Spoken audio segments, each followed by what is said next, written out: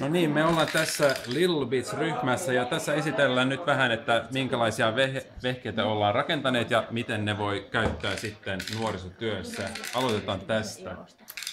Tin tin tin tin tin tin. Wow! Kerran vielä.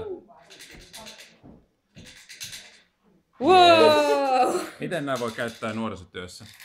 Esimerkiksi puhuttiin tuossa, että varhaisnuorten leireille varmasti sopisi. Itse ajattelisin, että ihan nuorisotilasti olisi hauskaa, jos olisi tämmöisiä värkkejä, mitä voisi sitten värkkäillä. Yes. Entäs teidän? No me kun painetaan täältä napista, niin syttyy valo ja sit voi tuuletella itseään. Tai sitten kuumentunutta. Puhelintaa, läppäriä, jos tulee liian kuuma kesäkuumalla.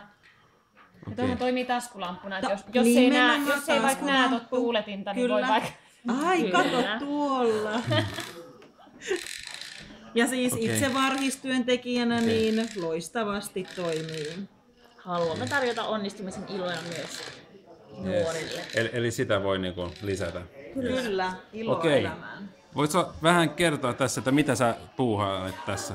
Joo, mulla on tässä tällainen systeemi, mistä mä voin katsoa tästä, että kuinka paljon mä annan tälle virtaa. Toi näyttää toi valo tossa ja sitten tuosta ääniohjaus, että mä yritän tässä säätää, että mä saisin ton valon tosta syttymään siinä vaiheessa, kun toi värisee tossa. Ja tätähän voi käyttää esimerkiksi nuorisotilaiset kertomaan, että jos on liikaa mekkalaa, että ottaa ton vaan pois ja laittaa siihen sitten niin kuin se ääniohjauksen, niin että jos valo palaa ja sitten on liikaa mekkalaa, niin sitten lapset tietää, että nyt täällä hiljaa.